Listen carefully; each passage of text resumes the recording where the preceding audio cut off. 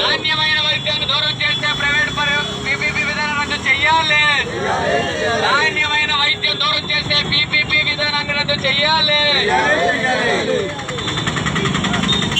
ఈ కార్యక్రమాన్ని ఉద్దేశించి మాట్లాడవలసిందిగా సిపిఐ అసిస్టెంట్ సెక్రటరీ రాజా దొరబా గారిని ఆ జీవోని గవర్నమెంట్ దిగొచ్చిన జీవో నెంబర్ 590 మాట్లాడాల్సిన కోరుతున్నాం.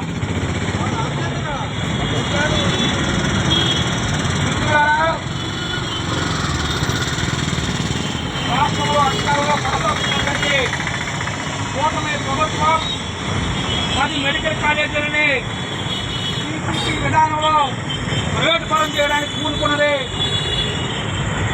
ఆ పూనుకోవడం ద్వారా రాష్ట్రంలో ఉన్నటువంటి పేదలకు మంచి వైద్యం అందదు, మెడికల్ విద్యార్థులకి విద్య దూరం అవుతున్నది. కాబట్టి పీపీపీ విధానంలో